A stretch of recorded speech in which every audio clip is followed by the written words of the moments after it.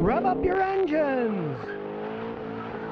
Welcome to my Thursday video, where I answer one of you viewers' questions with an entire video. And today's question comes from Harry Lopez. What do you think about the older model Nissans before the Renault merger? Were they good cars, comparable to the Toyotas and Hondas of that time? Yes, Nissans were better made cars back then, up to the late 90s. Here's a history of the Nissan company to show you what happened. When I was a young mechanic, Nissan wasn't even called Nissan. It was called Datsun. It wasn't until 1984 that the company changed its name to Nissan. And hilariously enough, it cost the company $30 million to change all the signs on their dealerships from Datsun to Nissan. Now those early Datsuns, woo-wee, they could last a long time. They had kind of two setups. The early ones, like the Datsun B210, they had tiny little engines. They didn't cost much,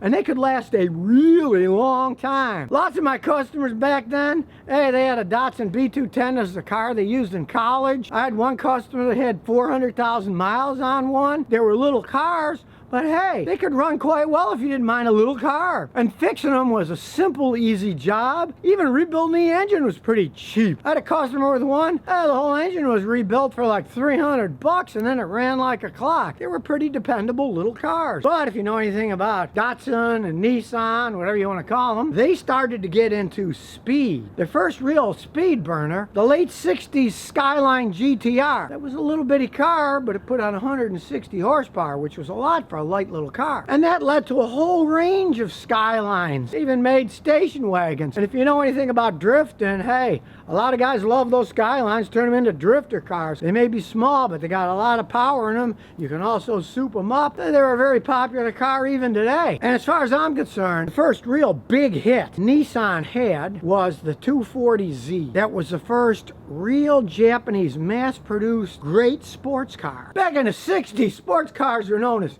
fun to drive, but they'd break all the time. They'd leak oil. Now with this Datsun 240Z, those things just could run forever with very little maintenance. And people who knew about sports cars were amazed, because they said, oh, here's a quick little car, it doesn't leak oil, starts every time, and gets pretty good gas mileage. And of course, they kept perfecting them. Then they came out with the 260Zs, the 280Zs, the 300Zs. They were pretty good sports cars. There's no arguing that. They sold a lot of them. So Nissan, hey, they were the ones that really perfected a mass-produced sports car. Much like Honda, when they made just motorcycles, they perfected the four-cylinder motorcycle. Before, the Honda 750 made inroads as a speed burner that could run forever, always start, not leak oil. People thought of motorcycles as, yeah, they're fast, but they're noisy, and they leak oil, and they break all the time. Honda turned that on its head. They made a fast motorcycle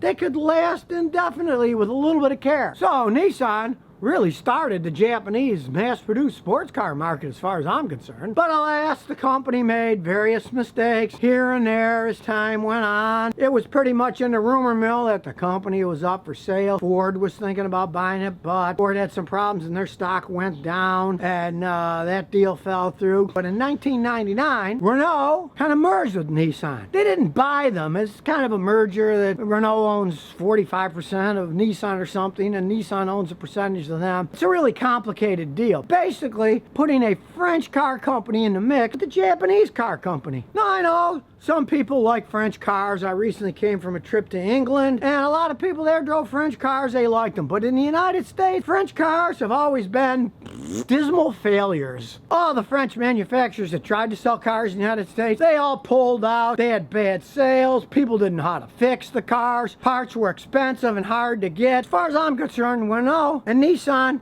when they merged, not such a hot deal for Nissan, because before 1999, cars like the Nissan Altima, their little bitty Nissan Sentra, hey, those things were pretty solid built. They could last a long time. But in the 2000s, A lot of the Nissans started having problems with engines wearing out prematurely, and especially with bad automatic transmissions that would wear out and cost a fortune to repair. And heaven forbid you buy a late model Nissan with a CVT transmission. Those are gotta be the worst ones that are manufactured in the world as far as I can tell. They're always breaking in cars that my customers have. I get many times people come and they'll say, what's wrong with this Nissan? I'll say, well, your CVT transmission's going out. And some will say, well, you know, I already had it replaced once. Or they'll say, gee, I've only got 60,000 miles and the transmission's going out already. And that's the reason I tell people not to buy Nissans anymore. The quality just isn't what it used to be. It used to be really well-built cars. They could last a long time. You get a little bit of Datsun B210, a Nissan Sentra, and yeah, they were small cars and they rode a little bit rough, but they were pretty zippy for a small car and could last a long time. And their sports cars back then were state-of-the-art. The ones today, I see many problems with their transmissions and their engines blowing head gaskets, and they have electrical problems,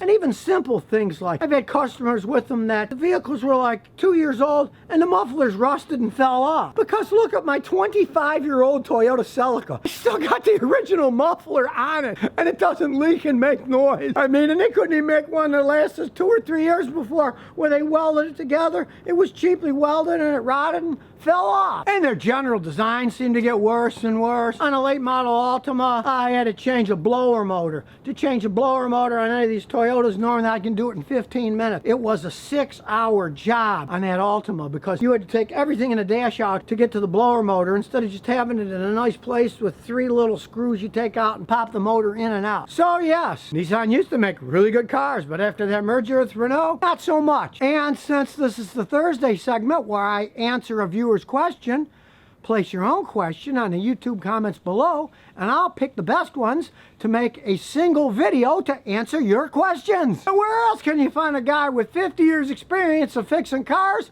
to answer your own question with a video?